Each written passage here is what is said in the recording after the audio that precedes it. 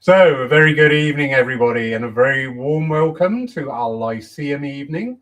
And that's coming to you from the Paul Spiritualist Church down on the south coast of the UK. Very welcome return to our guest tonight, Mr. Leonard Tatt. Len, good evening, sir. Good evening, everyone. Hello. Wonderful to have you back. You're welcome. And Len's talk tonight is why did modern spiritualism begin with Hydesville, 31st of March 1848, and what happened before then to make this necessary? Now, Len's approach and thinking is very unique and it's very, very refreshing. So make yourselves comfortable, listen in, please join in with the conversation. If you've got any questions, anything, just pop them in the chat box. I will now hand over. Len, it's great to have you back. Thank you so much. You're welcome. But this is a huge topic that can go in all sorts of different ways. So it is important that people, ask questions, or if there's a little bit that I leave out that they're interested in, ask the question and we'll see what we can do. But the first thing that I want people to do is to put themselves into, trying to imagine what life was like, in medieval England.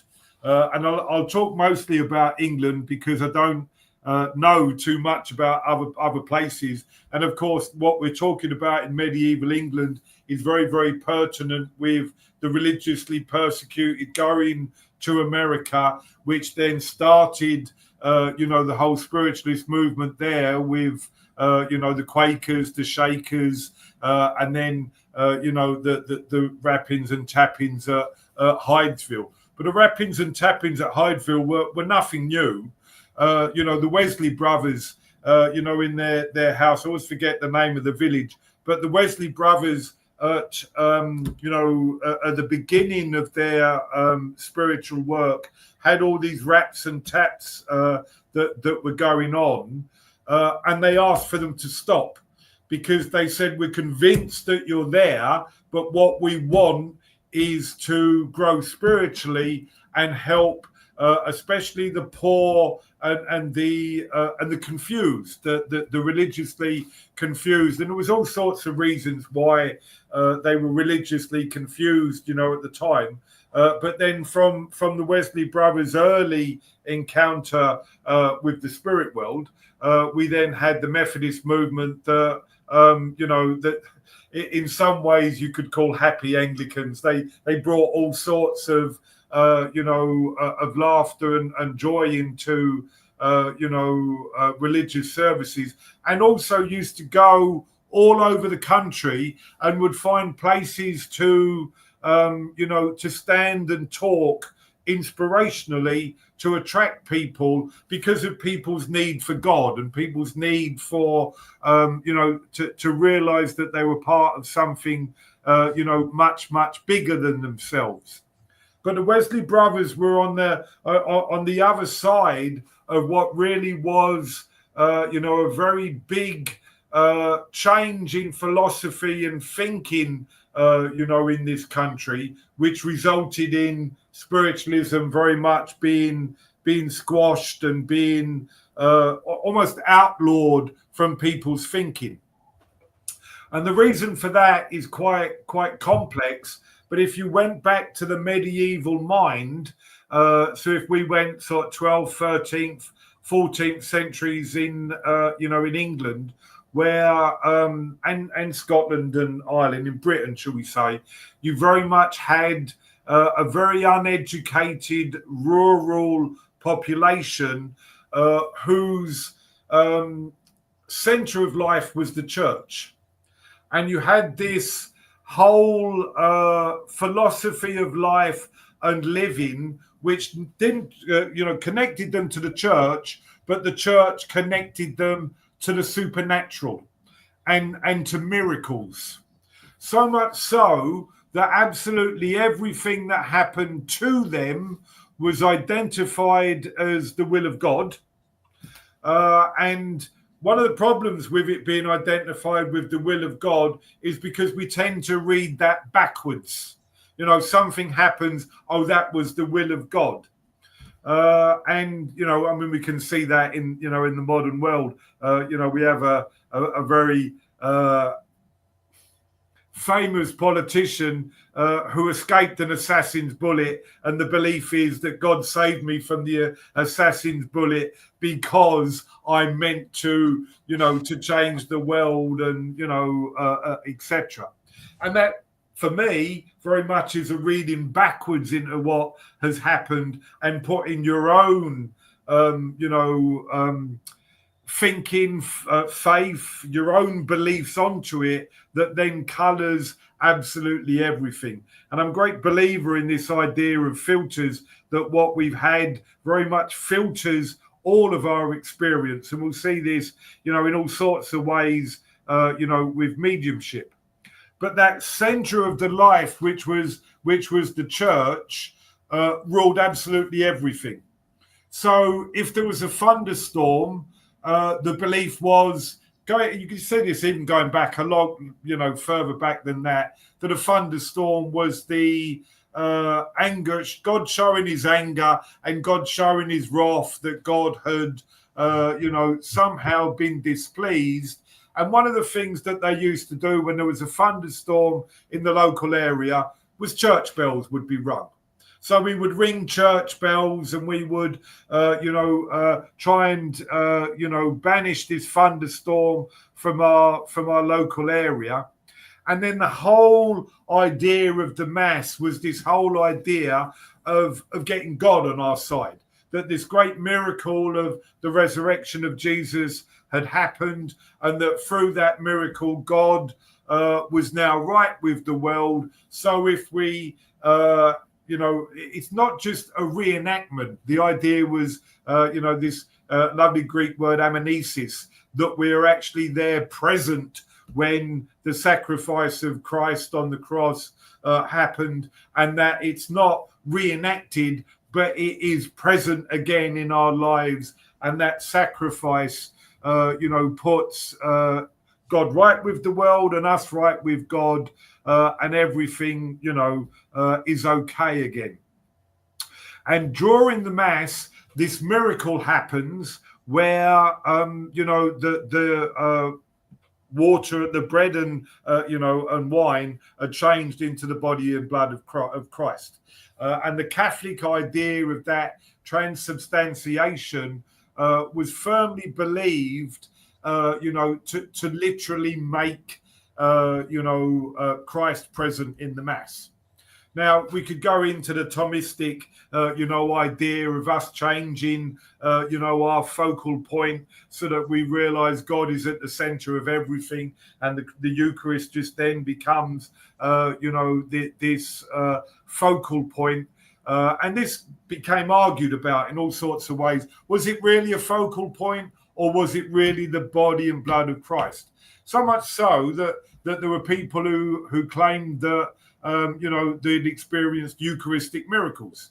So the corporal, which the host was put on, would bleed, or would, in some way show that it was literally alive with, with the presence of Christ. So this idea of the blood being present, which is still carried on to this day. One of the the things that they do with a pope in Rome just before he dies is they take 2 vials of his blood, and this blood is kept. They've got these vials of blood of popes that go back hundreds of years in the Vatican. And again, the idea is that a pope, because of course, if you're a cleric, you're closer to God. You get close to a cleric, you're closer to God. So therefore, miracles can happen. And they actually have vials of what they believe, vials of Christ's blood at the, the cathedral in Bruges, the Cathedral of the Precious Blood, which is this blood basically is, coralgified, is, solid for most of the year. But on the feast of the Corpus Christi, it liquefies again and is, shown to be alive and have this presence of God there. So in the 12th, 13th, 14th century, if you wanted, anything to go the right way, you needed God on your side.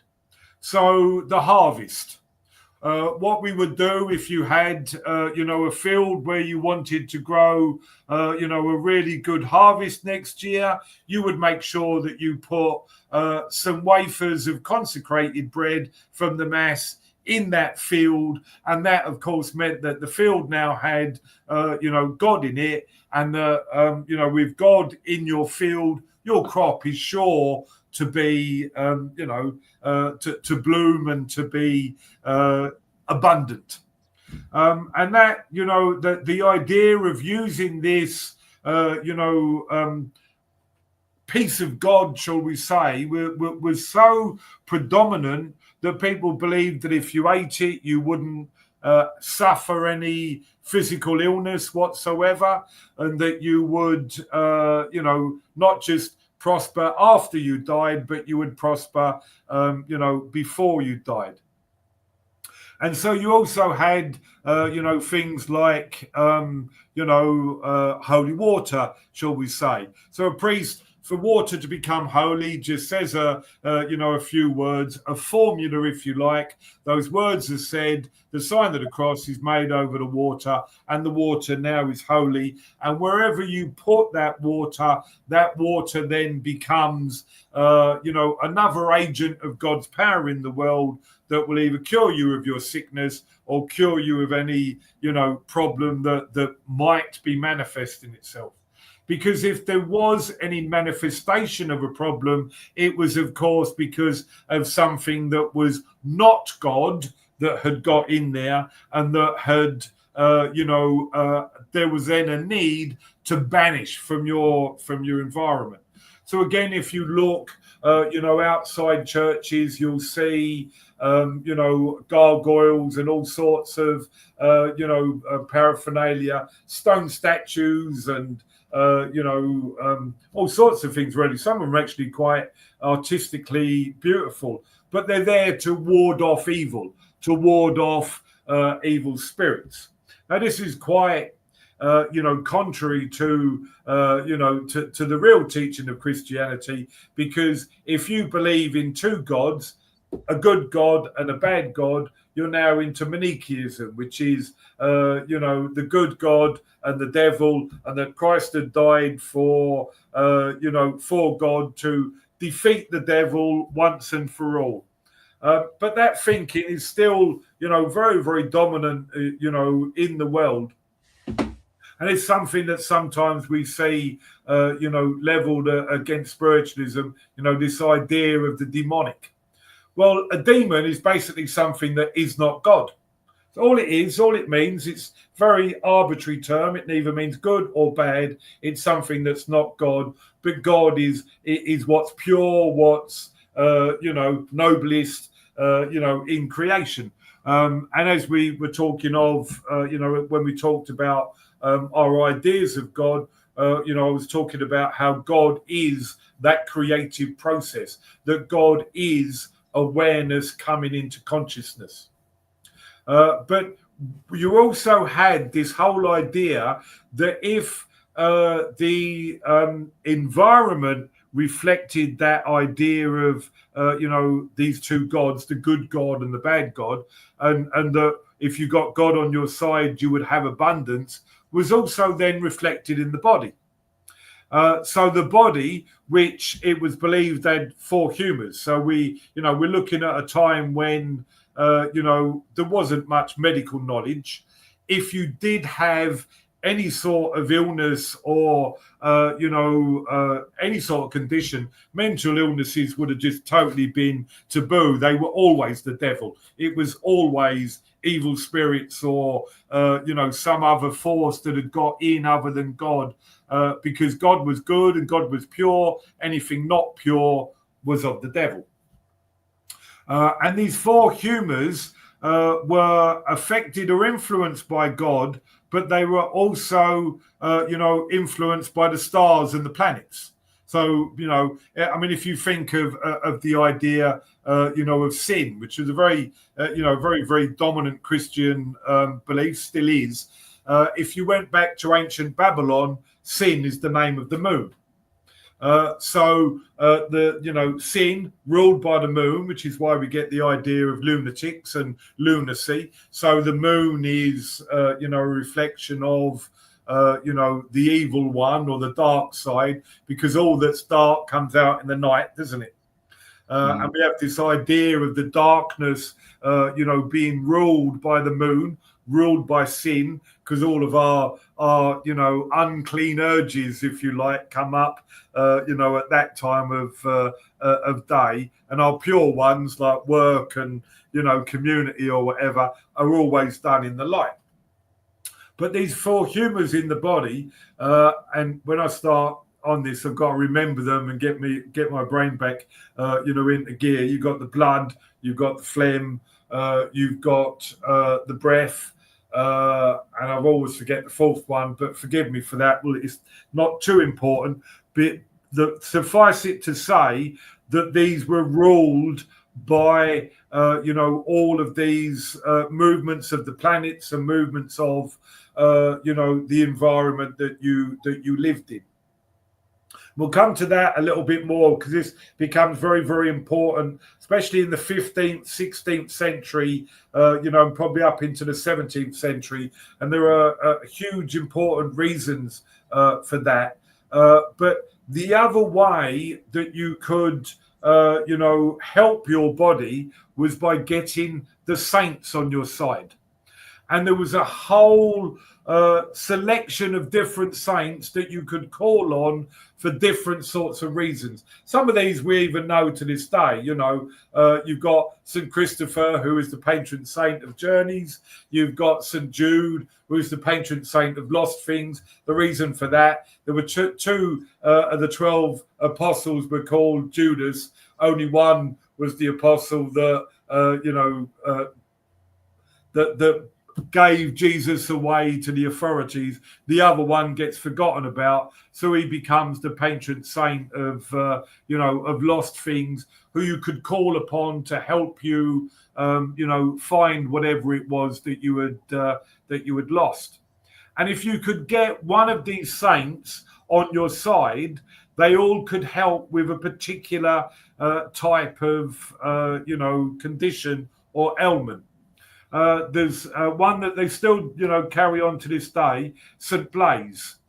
So on St. Blaise's day, what they do, and they still do carry out this ritual, in the Catholic Church. 2 candles tied together.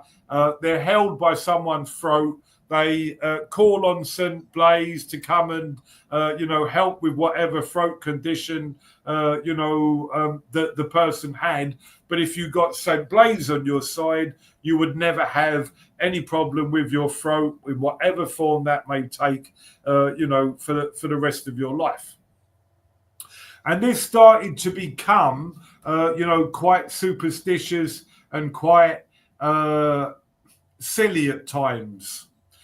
So, for instance, in Rome, there were 18 churches. When Luther went to Rome, so we're talking about the early 16th century, 1510, something like that. There were 18 churches that said they had the head of John the Baptist, and that if you touched this head of John the Baptist, that would give you a miraculous cure, that would heal you in some way. And there were all sorts of these relics that carried on from some people had the breast milk of Mary, or their wedding shoes, or whatever it was.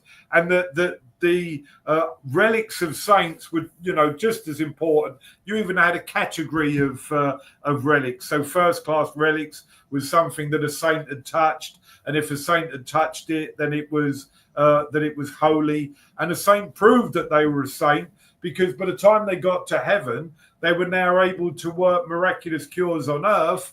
And you could then ask that saint, as we said, Saint Blaise, help me with my throat problem, and all will be well, there.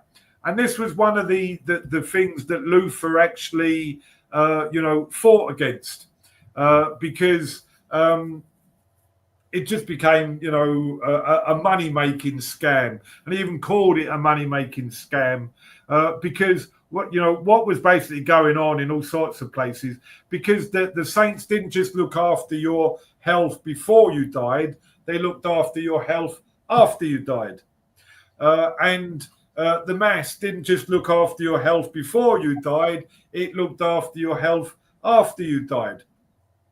So masses were being said, especially for people with money and with, the power to pay for them to be done.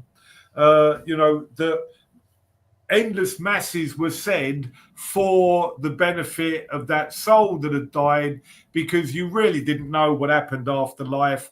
And the more that you said, these prayers and these masses for them, it can only help, can't it? Because we're getting God on our side, and we're placing ourselves at this experience of Jesus that saved the world and has given us, a better place to live in. And in Rome, one of the other things that Luther fought against was that they were taking money. The old idea of papal indulgences. If you do this and follow this formula and do this criteria, a soul's released from purgatory. And they're accepting money for that, because it became, instead of do this procedure, it became put some money into a pot, and when you put that money in a pot, somebody's then released, from heaven. And Luther said that they were just, taking money for people's souls, and cashing in on the need and the lack of education of the poor. And when that had happened, when Luther starts to, talk about these things in, and tries to bring things into a scientific way, we'd had the whole beginning of the Reformation in Europe, which probably started, especially with people like Erasmus, who living in Rotterdam, quite an amazing fellow. Probably again around the time of Spinoza, when Spinoza was, talking there. But Erasmus very much was trying to be scientific and trying to be much more balanced about these things that were, enabling certain people to take advantage of the less educated, shall we say. And that was around the time that the works of Aristotle were starting to be released, into the West. They'd been banned in the West, as was most teaching that wasn't Christian. So, under the reign of Justinius, anything that was not Christian was banned and was heretical and was, taken away from, anybody's access. But thankfully, all that sort of work went east and ended up in the hands of either Jewish or, Muslim philosophers. And most of our philosophy does go back to arguments between Plato and Aristotle. So Plato didn't believe in ghosts, Aristotle does. Plato doesn't believe in the survival of the physical, of the person after death. Neither of them believe in the survival of the physical body, which Christians do. But the main point of with Aristotle was he believed that what survived our physical death was nous, was the mind. So we get this, it probably gets explained a lot better in the work of someone like Carl Jung, where he talks about collective mind. But Aristotle very much, talks about how everything is emanated with a spirit, that there's a spirit that, and even talks about a world spirit. So we see this come up very much in Wicca, where you get the idea of Gaia, the idea of that world spirit that is the earth. And then you've got all these subordinate spirits, shall we say, that, like salamanders and elves and fairies, etc. And all this goes back to Aristotle, who starts to come into the, to the West a lot more. But we also see around that same time almost a battle between this superstitious belief in the supernatural. And the supernatural was believed at the time to have been the remit of clerics. So, of course, clerics, because they've been ordained, they must be closer to God, because they'd been, separated from the world and were living this godly life, were able to answer these questions and to, gain you access to God. And for hundreds of years, up until around this time, the two had gone very much hand in hand. The healing, you go and see your priest. Spiritual problems, you go and see your priest. You've lost things, you go and see your priest. You got any sort of problem, physical, mental, or whatever it is, you go and see the cleric, because he'll be able to, to help you with that. Because there was no medicine at the time.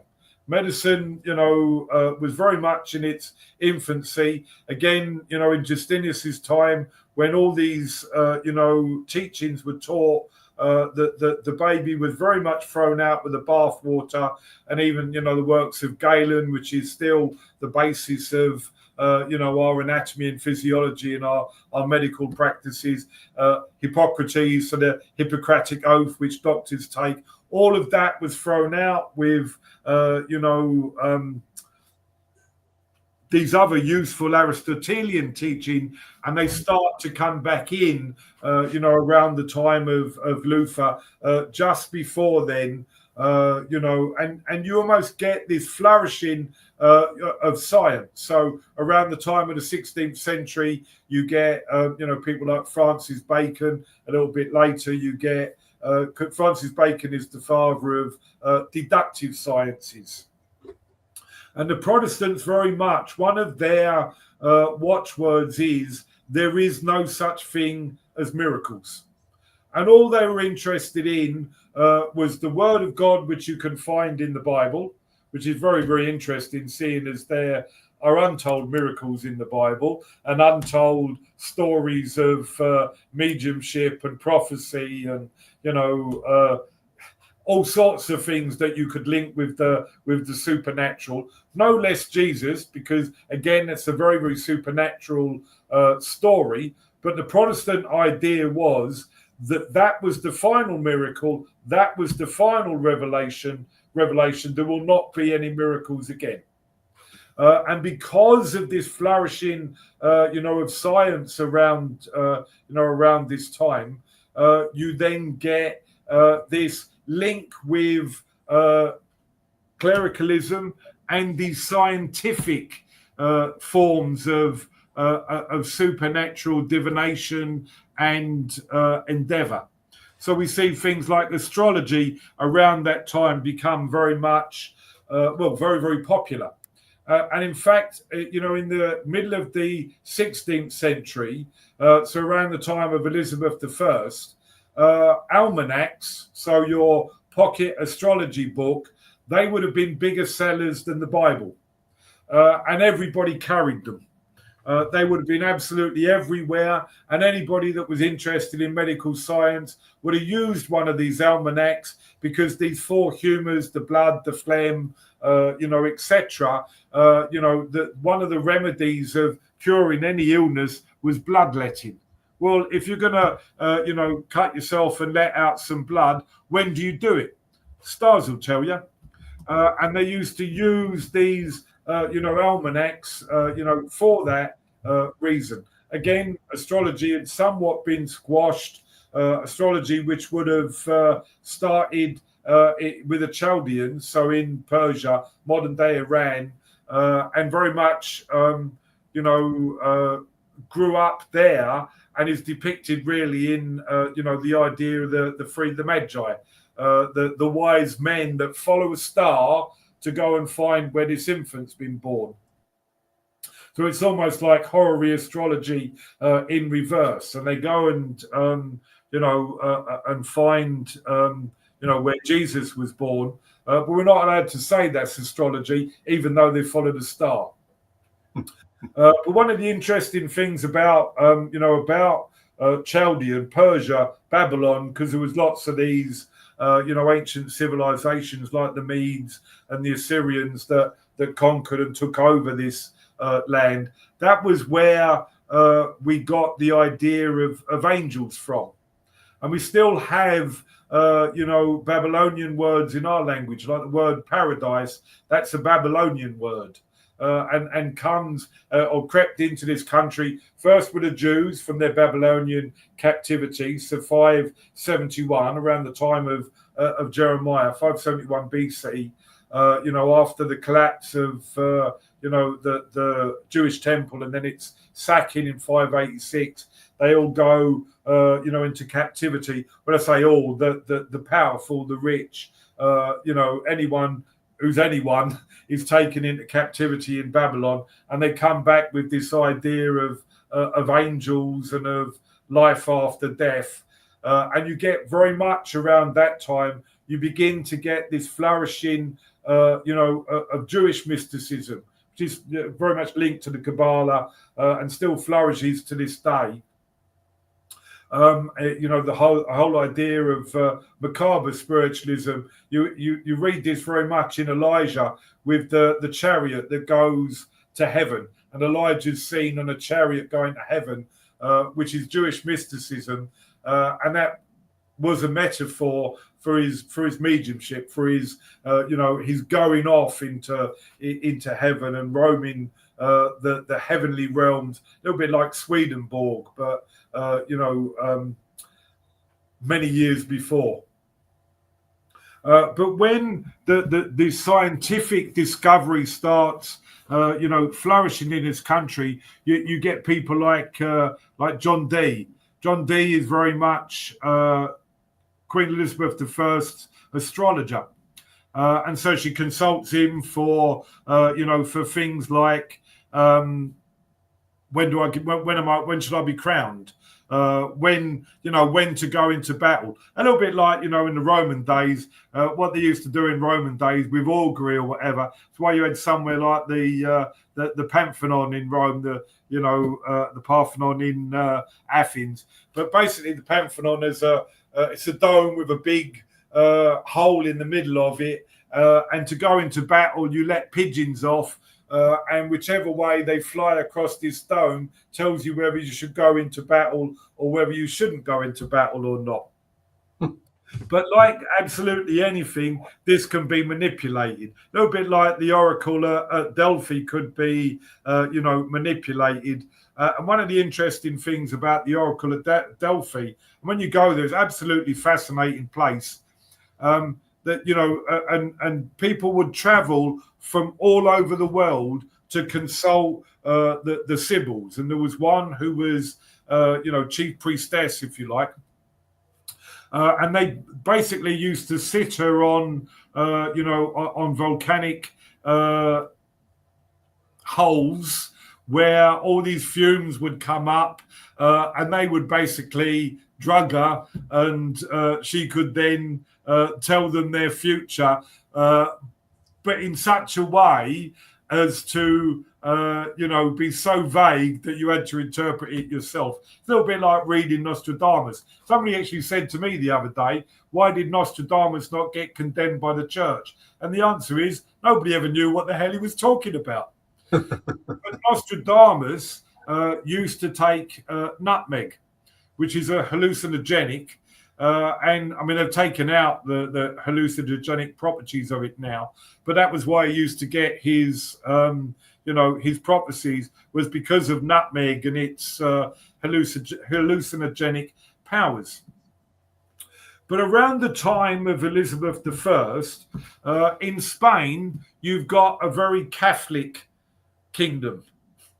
So Philip, who had been married to Mary Tudor, so he'd been married to, the sister of Elizabeth, and Mary, of course, is the first child, the child of Catherine of Aragon, and she very much is Catholic, and anything, not Catholic, must be, destroyed. So she burns, lots and lots of Protestants. As did, in the opposite direction, Thomas More was burning, all the Protestants that he could find, because the only way to win an argument in the end was basically to burn it. And, that solves all, disagreements of opinion, doesn't it? But Charles V, who had now gone and conquered the New World, so we've got, Mexico and Spanish colonies in Florida and places like that. And anyone that disagreed, because he saw his duty as a good Catholic to spread the Catholic faith around the world, and this miraculous faith, because of the fact that we had this idea, of them being the sole intermediaries between God and man, anything that deviated from that must be destroyed. And so he did. So when he went to places like Mexico, he destroyed the tribal leaders and anyone that would not be Catholic and not agree with anything Catholic very, very quickly. And he was one who had priests saying masses for his dead wife, and he'd thought he'd be King of England because he'd married Mary, and he'd a bit like Camilla today, he was made king consort, so he could not succeed her. And when she died, he had to then go back to Spain. Elizabeth becomes, queen, which was partly because of her Protestant faith, but she was actually quite enlightened in that she left lots of religious, ideas, to people's unconscious. I won't make windows into people's souls was one of her favourite quotes. But you almost get this global battle raging between, Philip and England. So we had the Armada. It was actually about 3 or 4 armadas. We know the very big one in 1588. But the Spanish kept sending, armadas, which were all destroyed, thus proving, because God's on our side, he's destroyed all of these Catholic armadas that would have come and taken us back to superstition and to, all these problems again, where peoples are not using their mind, they're allowing their superstition, to get carried away with them. I mean, so central to people's lives. Things like the real presence in the Eucharist was major debates in Parliament. That would have raised those debates in Parliament, in the 16th century as to the real presence of God in the Eucharist. That was a major political topic of its day, right up until the English Civil War. And I'll come to that, in a minute. Because we then had the problem of Mary, Queen of Scots. And it's so easy to get these Marys confused because they all had the same name, didn't they? But Mary, Queen of Scots was, was very much Catholic. But she'd grown up, in France, where she'd been married to the King of France, from a very, very early age, Not quite sure off the top of my head how old she was, but she certainly wasn't, older than 11 or 12, but then becomes a widow about 18 or 19. And we get this, arguments between Elizabeth and Mary, which are all centered around, religion. It'd be good to point out that the problem that they had in Europe, which was very, very different to Britain, was the war of religions. So you had the peasants' wars in Germany, where you had people like the Anabaptists who believed in adult baptism. They would have just been wiped out, totally, destroyed because of their belief that, faith in God should be an adult conscious decision. And after the 30 Years' War raged, you had the Peace of Westphalia. And basically the Peace of Westphalia said that the religion of an area was determined by the religion of the monarch. Okay, so the religion of the monarch was so important in everybody, in everybody's spiritual lives. And that led in all sorts of ways to the belief in the divine right of kings and queens. So where we had before this, this idea of the cleric being intermediaries, it was now the king and queen. And they also had healing powers. So on Maundy Thursday, the king would touch people and he would cure them of the scrofula, the king's disease, and that would be accompanied by Maundy Thursday money. And that money is still the idea is still carried on to this day. That the monarch still gives Maundy money to 30, people, But at the time, in the 16th and 17th century, the money would even have been seen as having spiritual power. That if you had one of these coins, that power, because it had been touched by the king, who was the closest you're ever going to get to God, would give you healing powers and healing properties. And this, amazingly enough, you even around the 16th century, there's this, amazing Irish healer, Valentine Greatlakes, who does a healing tour around the country. And he goes, around mostly healing, the rich and the powerful, because they're the only ones, that can afford him. You do get certain circles in the world today that believe, healing should be just for the, for the rich and the powerful, that things like the NHS should die. Why should the poor people get any access to healing? But that's another story. But this Valentino Greatlakes only stops his healing tour when one of his patients doesn't recover.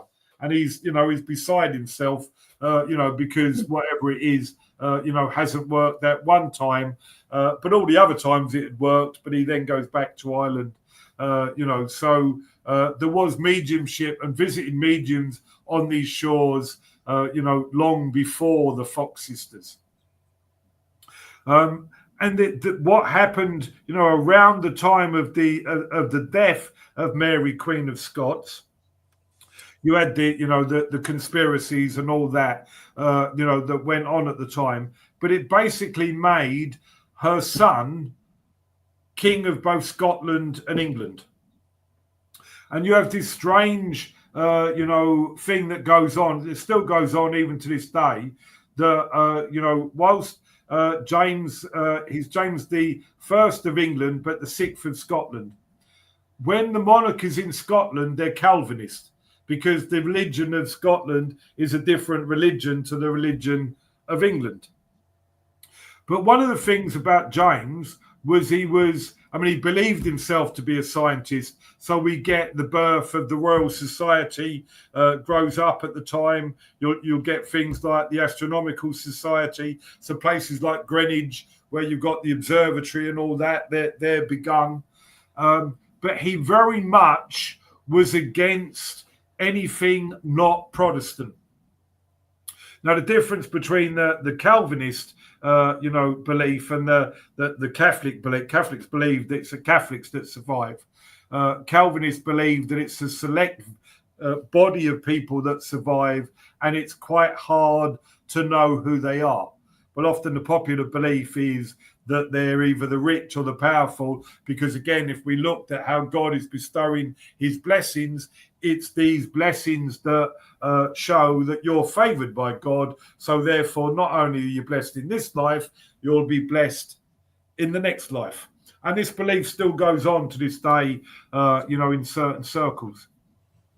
But James the First becomes obsessed that there's a group of people that are out to get him. We had a big, long belief in the power of curses and the power of, the evil eye, if you like, which again is even more predominant in other societies.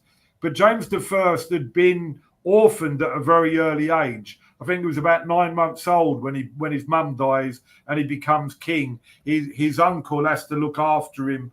I think he's the Earl of Montrose. He has to look after him, and he brings him up very much to be a Calvinist Protestant. And he has this innate hatred of anything superstitious, anything mediumistic, and anyone that isn't in the Catholic Church is a witch. So you did have, especially in this country, the idea of witches or cunning people or, the wise woman that you would see instead of, the priest who could help you in all sorts of ways. So there was all that was going along, side that belief at the time. But with James very much believed that these witches were out to get him.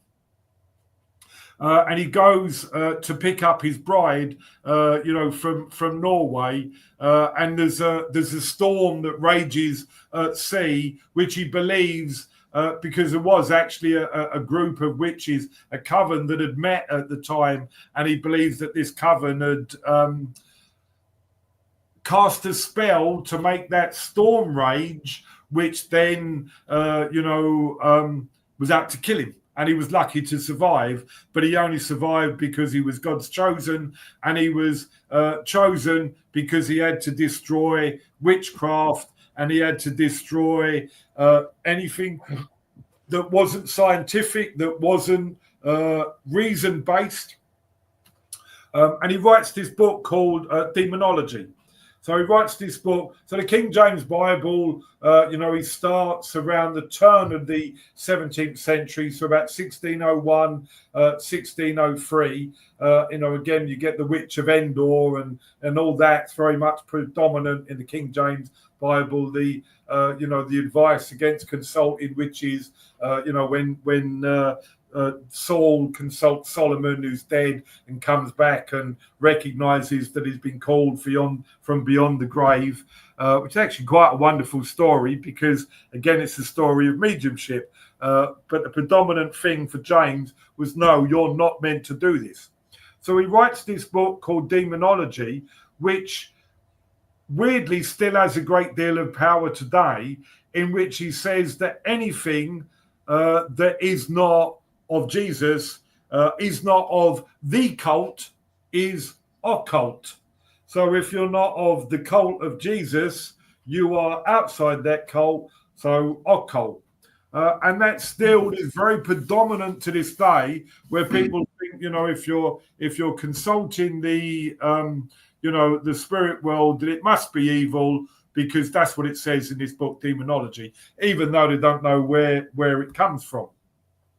One of the interesting things around this time is there's one of his predominant landowners in the country at the time is the Middleton family, who own a place called Stansted Hall, and they are not the Stansted Hall that's where the college is today. It's just, it was a little bit, down the lane there. I think it was the second Stansted Hall, because I think there's been 3 on the site, but I could be wrong. But one of the things that this, this Duke of Middleton, the Middleton family say, is that they're going to fight James's belief in demons and the evilness of the spirit world. And very interestingly, at the college, they have the grate from the old house, the Middleton house, which was down the lane, which had got the family crest on. So his prediction of fighting, this idea of demonology, is still, predominant, to this day, that he's still fighting the fight, shall we say. So you had, after that, we then get the religious wars in Britain. You get the Covenanters. So what James and then Charles II does, Charles I rather, what Charles I does is weirdly he goes and marries a Catholic, which must have made his father a little bit annoyed. But he then tries to impose on Scotland the same prayer book that the Church of England used, the Book of Common Prayer, which Cranmer had written, Archbishop Cranmer, again, who was burnt for his ideas and beliefs. Forgotten where I was going with this.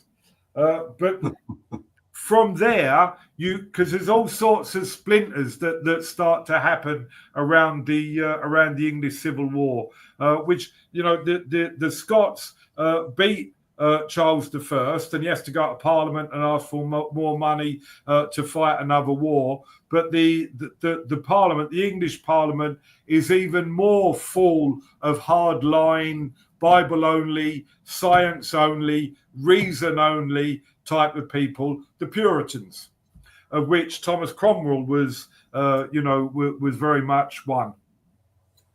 And they are trying to impose this religious belief at the time as all sorts of other splinter groups are happening.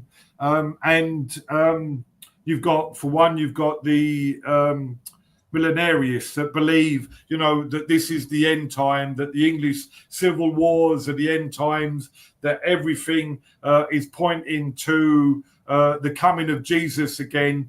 But sadly, that doesn't happen.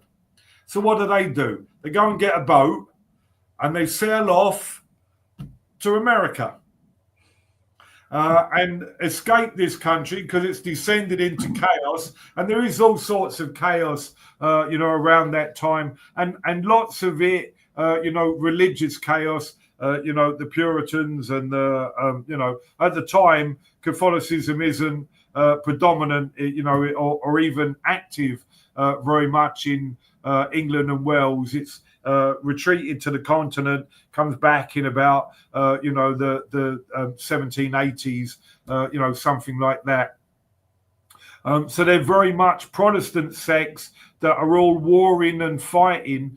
But what they tend to do is return to the idea that the one thing that they can do is get rid of all the witches. Because all of these problems, all of these difficulties that we're experiencing must be because this, problem of witchcraft has reared its head again. And you get all the witch hunts, which they had been going on for quite some time, but you get a great deal of them, after the English Civil Wars, around the 1660s, 1670s, to 1680s. And the people that are feeling persecuted, of course, go off to America. So they've got a little bit of freedom, in America. One of the problems that you often get with the human condition is that we don't learn our lessons of the past. We go back to that which destroyed us. So they go back to destroying other people's difference of opinion, other people's, otherworldly beliefs or supernatural beliefs.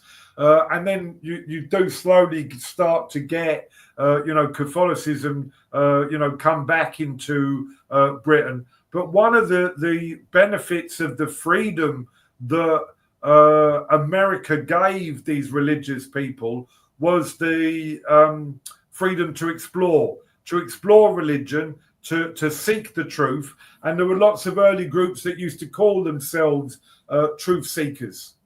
And again, they started to experience, mediumistic phenomena. shaking and quaking. One of the interesting things with the Quakers was that lots of the way that they started was through healing. There were all sorts of miraculous, healing that went on, and in the end, they asked for the healing to stop. They asked the spirit world, for the healing to stop, so that they could live their lives and, flourish as a Christian community. But that took about 150 years, because we know about the witch hunts in Salem, in Massachusetts, and and all those problems there. But the Shakers and Quakers, and these communities that grew up, Shakers are quite interesting. But that was actually started by a woman, but a woman who believed again that she was a reincarnation of Jesus, and that we had this spiritual revival that was going on, that she was destined to rule and control, etc. But we then moved along to the to the Fox sisters, and the Fox sisters are very, very interesting, because what you see with the Fox sisters are a little bit like what's going on with spiritualism right now, because there was huge rivalry between them. You've got one who after these revelations, because they became very famous very, very quickly, after inviting people to this house at Hydesville, before they know it, they're in theatres in New York, and they're sought after by newspapers and journalists, and so for little country girls with very, very little education, they've all of a sudden got access to riches and to power and to influence, and it goes to the heads of a couple of them. One of them becomes alcoholic. One of them becomes very regretful of what's gone on, and says that everything was a fake and that everything was a fraud.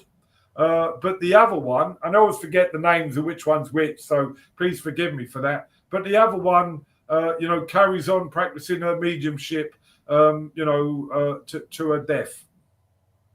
And all of a sudden, you see mediumship start to spring up everywhere.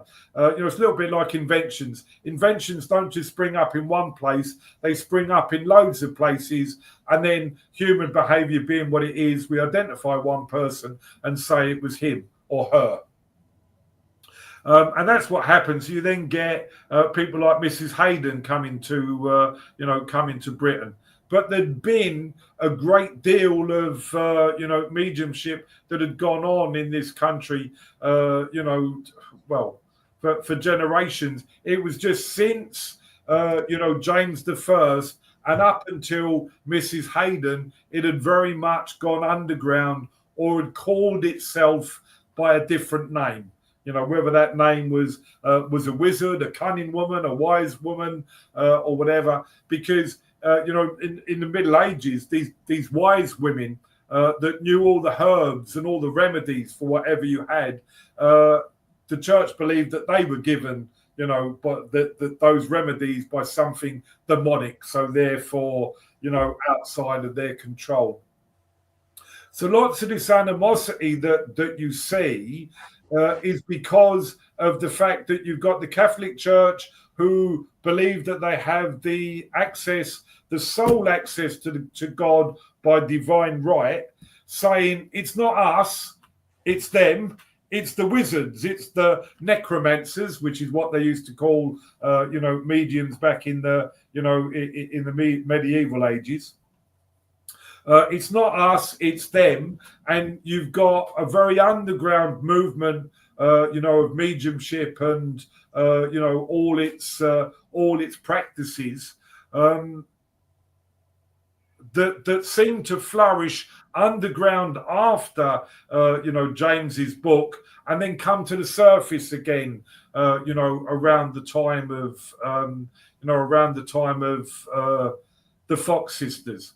But what's interesting, again, if you moved it forward, to Arthur Findlay, and you moved it, into his era, because I'm absolutely fascinated by Arthur Findlay and his books. The Edge of the Etheric, is very, very interesting because he places the spirit world scientifically, and he, does all sorts of research. I'm not saying he's right with everything, because I don't believe all religion has started with the mediumship that he was talking about, because mediumship hasn't always been, I've got your mother here or I've got your grandmother here. That was often taken for granted and would manifest in all sorts of different ways. As we've spoken of, it manifests as art, it manifests as politics, it manifests as philosophy, it manifests as caring for the elderly, or whatever it was. But one of the things Findlay does when he writes on the Edge of the Etheric is he sends a copy of that book to every single cleric in the country. And there were thousands of them. And he doesn't get one reply, because they don't want to know publicly. But Findlay's books are still unavailable in any British library. If you walk into a British library, you will not be able to get one of Findlay's books. Very much like, the Christian churches still control all of our universities and our library, our education system. And around the time there was that Findlay did that and wrote, his books, a great lover as well of his Curse of Ignorance, the 2-volume tome that does take a bit of ploughing through, but is hugely interesting if you can, put your mind to it. But one of his opponents is a Catholic Monsignor called Ronald Knox, who writes for the Times. And he also writes a book called Enthusiasms. And he chooses the name Enthusiasms because around the time of the English Civil War, there were these people who had mediumistic experiences that they called enthusiasms. So basically, he's chosen the title to ridicule it. And this book is still available. It's actually more readily available than Findlay's books. But the purpose of him writing his book is to ridicule spiritualism and to ridicule. So we're talking about the 1930s. I think Findlay wrote on the Edge of the Etheric in 1933. And Ronald Knox is writing about the same time, to ridicule it. So, and then, I talked to you about, the links with Theosophy and, Germany and, and all that was going on there. And Knox seems to have been very, very successful, with that book in squashing these things. Not too successful, because we did still have Helen Hughes and Estelle Roberts who went to Parliament. And actually there's that wonderful picture of Helen Hughes demonstrating to a packed House of Commons and giving, evidence to, all the gathered, MPs there, which is fascinating. I don't know if we've got the mediums that could do that today, but, that was what helped, change that idea, that policy, because we'd had this, around the time we'd had, that fervor into spiritualism after the First World War, when you had all these lost, servicemen, mainly lost because they'd been blown to smithereens, by artillery shells that meant their bodies could never be found. But one of the interesting stories from that day was Haig, General Haig, whose sister was a convinced spiritualist. And sadly, his sister told her that a medium had said that Haig had Napoleon working with him. So, of course, Haig, before the Battle of the Somme and then Passchendaele, believed that he couldn't do any wrong because he'd got Napoleon with him, working with him from the other side, that all of his military decisions, would be right and would be accurate. So my belief is that spiritualism was harmed in its popularity, in its ability to be noticed by the general public, by people like James I in his book Demonology, and by that whole idea of it's not us, it's them, and the finger pointing that went on, rather than an investigation into the interaction of this other world and what mediumship really was. We have had a great deal of that gone on with the Church of England, but sadly none from the Catholic side, and some of the Church of England involvement with spiritualism was huge, especially in the 19th and early of 20th century, when spiritualism began to flourish again.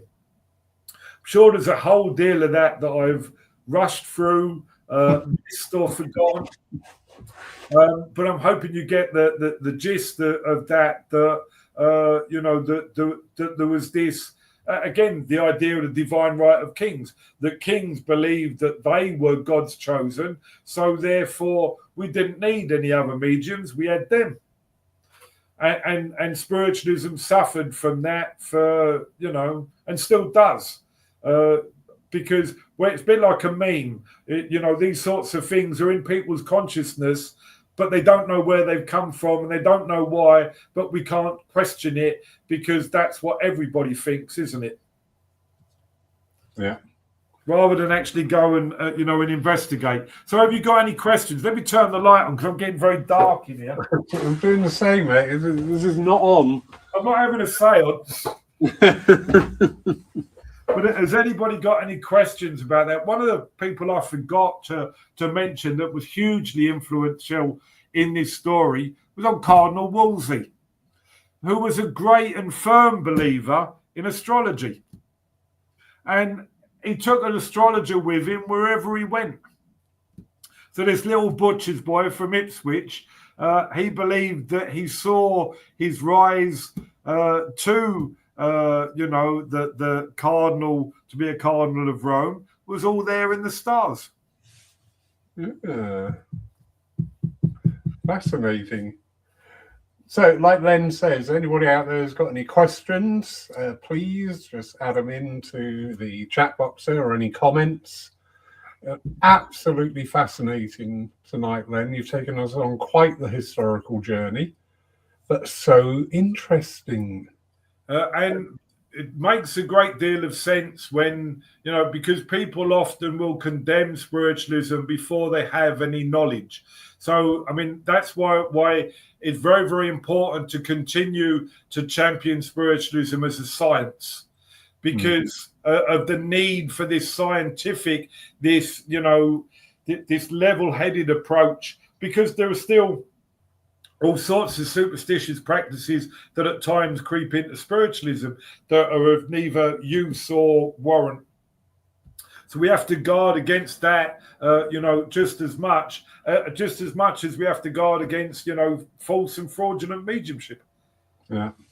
And even within spiritualism, when you start mentioning about scientists investigating, you still see a very broad division there of people welcoming it to people going, just no, they're trying to disprove us. No. And that's one of the interesting things about psychology. I mean, it goes back to the old, to the old Karl Popper thing about, a scientist influencing the experiment by their opinion. And that's very, very true, especially when you come to psychical research, because no mediumistic experience can be duplicated. And so therefore they can't set up the conditions to repeat an experiment because it can't be duplicated. And that's one of the problems, is that with spiritualism, you're on the edge of science, but spiritualism has hugely helped science. And that's it's like the mediums that were predicting the atom. You had Madame Blavatsky and Whitbread and all them that were talking about the atom long before it was scientifically proved. And there's many cases of that throughout history of spiritualism or the spirit world influencing, scientists. So we got a question here from Tim. Hello, Tim. Happy birthday, belated birthday. He's asking, evening, Lenny, you speak passionately and with knowledge about the past of spiritualism. What, in your opinion, is on the future of spiritualism? The past is a lot. I can read about the past, and I can, I can get a handle on it and understand it.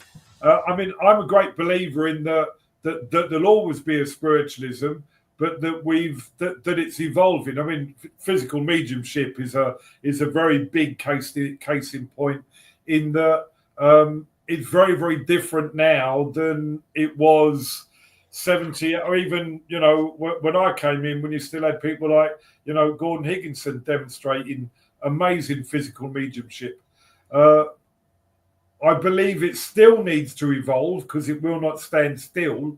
But where that's going to go, I don't know, apart from we need more education, we need more involvement with the spirit world, and we need better demonstrators. Mm. So that's more about what our need for the future is, which I believe will be determined by our fighting for it, which is why what's going on at the minute is so important. That you've got to fight for your future, just like you've got to fight for life. Like life, it in essence is a gift, but unless you fight for it and pick up every moment, it's a gift that you can very easily, leave sitting in a sideboard. Yeah, that is my big concern, that we don't get shunted into just becoming an oddity. Yeah, and that's what the fighting for it. But I think it's something that we've got to fight for together. I mean, I'm a great believer in the spirituality of spiritualism. That there's got to be a spirituality which links us all. It links us all with whatever religion that that you've got, whatever politics, because spiritualism proves that we're all linked. And I believe that that's got to come to the fore, of our consciousness. But when I'm talking about spiritualism evolving, and I think I've spoken about it tonight, is mediumship just about proving survival? Mm. I think it's much, much bigger than that. Much bigger than that. It is spiritualism without the philosophy. Yeah. So Tim's question, I'm afraid, leads us to lots more questions, but not many answers at the minute. Where are we going? Where do we want to go? Where do we think we should go? Well, I mean, we were talking about it earlier, the big demonstrations of, publicity, where we would get people that had never heard of spiritualism, involved. When you think of people like Harry Edwards and Gordon, one of the ways Gordon developed was he'd go to Hyde Park Corner, and he would give a demonstration at Hyde Park Corner to people who had never, ever heard, thought, or wanted anything to do with spiritualism. What effect did that have on his development of his mediumship, but also on the people that he met? Harry Edwards used to do the same with his healing. He'd set up a stall at Hyde Park Corner and heal anyone that came to him. Yeah. That was at a time when they would have been far more ridiculed than we are today. And you hear these stories of, we talk about fighting for spiritualism. It became legal in Britain because people fought for it. They would, during the war, they would walk 20 to 30 miles to do a demonstration and then walk home. No matter the weather, they would walk because there was no other way they could get there. Yeah. Some of these stories of the hardships that they went through, like Emma Hardinge Britton turning up at a train station at a town. She knew no one. She didn't know where she was going to stay. She had somebody sent by the spirit world to pick her up, and she was comfortable with all that. I have trouble getting on a bus where I don't know people. So, yeah, if we had people as strong as that again, the future of spiritualism would be bright, wouldn't it? Yeah. I think we're missing the question sometimes with this one. It's a good question, Tim. It's one I've asked many times. It's where do we want it to go? Where do we think it should be? And then we can start to go for that direction instead of waiting for people to say, "Oh, that's a good idea." You know, let's actually make our minds up. Wait, Tim, what do you see for the future of spiritualism? I'm not being funny, but what do you see?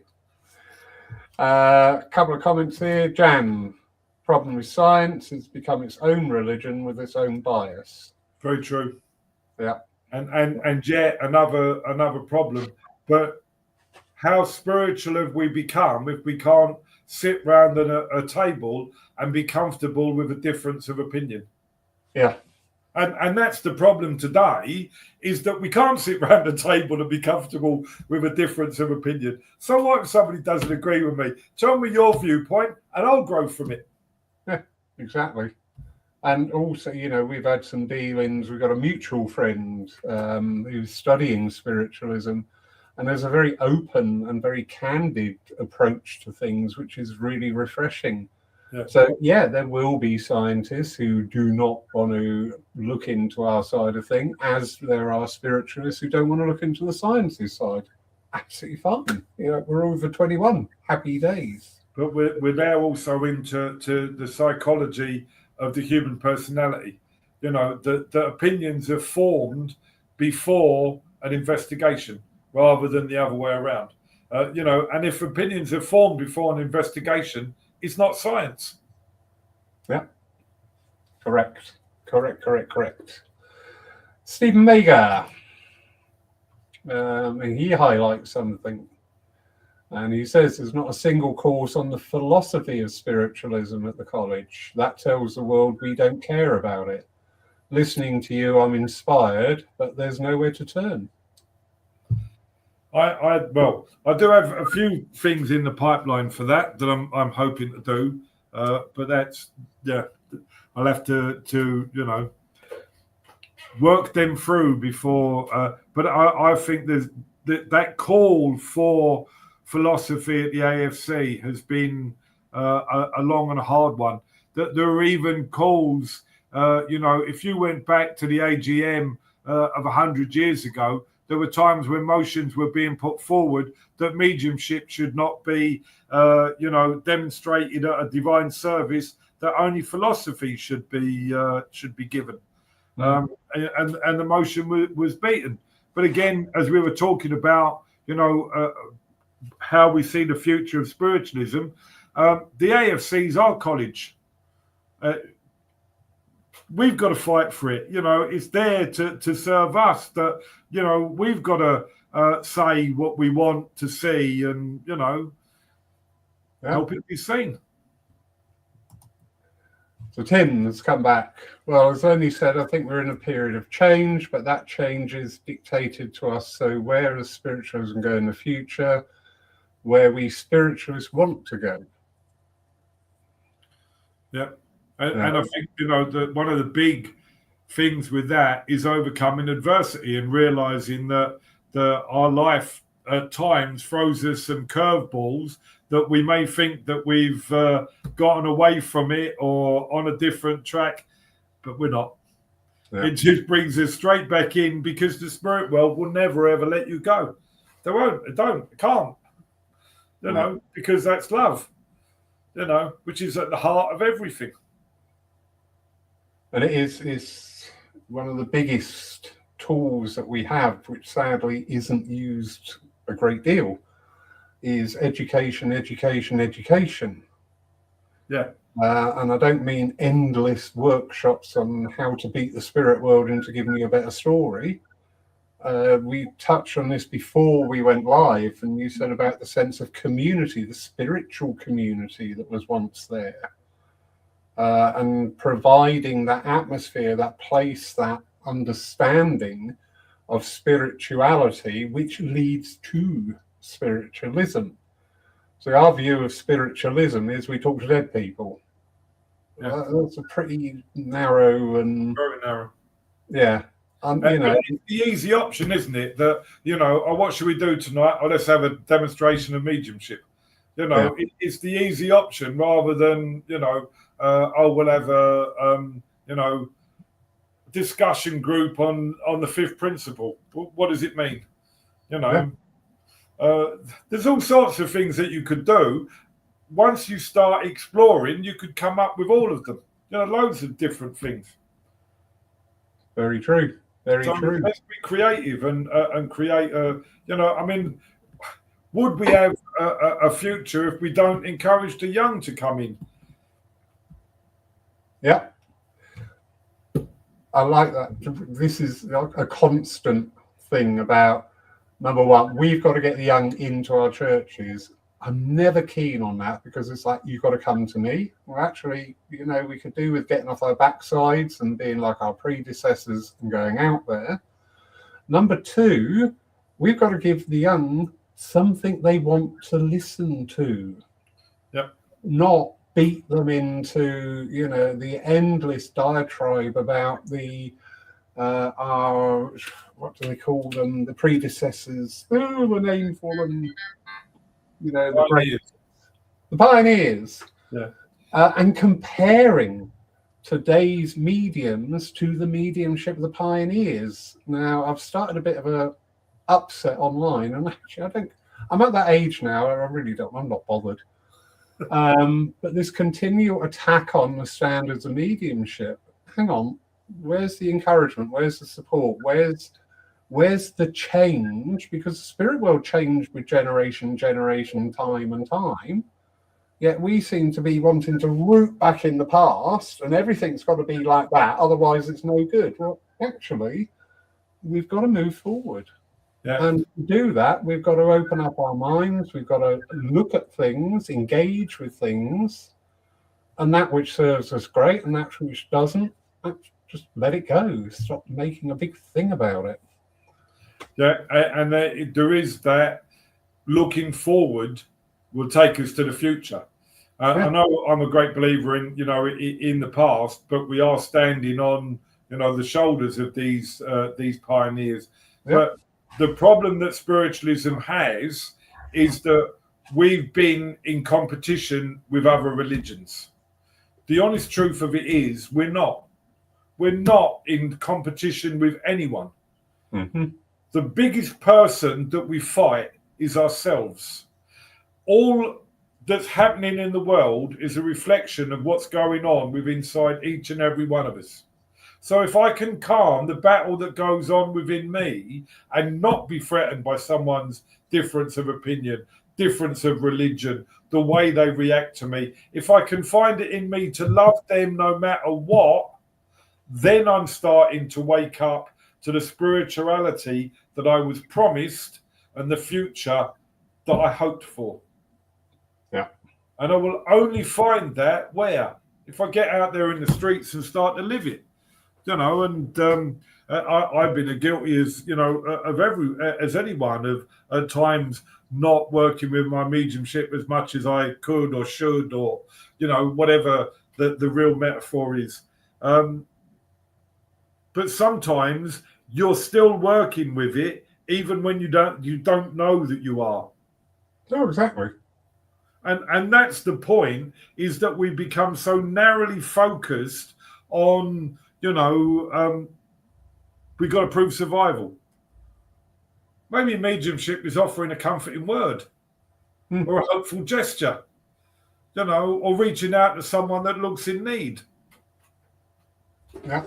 Maybe that's the future, because we've certainly forgotten to do it in society. Because it's not just spiritualists that poke fingers at each other. You can turn on the news now and you'd have loads of, it's them, they're causing the problem, they're the issue, they're taking everything we need, they've got it, we want it. And they haven't. Yeah. If you've got breath, you've got everything you need. And you'll have that. If you're fighting for life, you're then, you've got to choose how you fight for it. What is it you're fighting for? And keep asking those questions. Very true. Len, fabulous evening. absolutely amazing. Sincerely, really hope that you will visit us once again. Yes. Wonderful. Yeah, I was just immersed in that journey tonight. Right at the beginning, I'm thinking, well, when are you going to mention Hydesville? But then, now I know where we're going. There was a great deal to get through before Hydesville. That's one of the interesting things, like with somebody like Ronald Knox or whatever. We've got to see it as a station on the journey, not the destination on the journey. That it was part of that history, and they've opened the door. But that door in all sorts of ways. Andrew Jackson Davis was demonstrating before the 31st of March 1848. He was giving, it's always been there. It always will be there.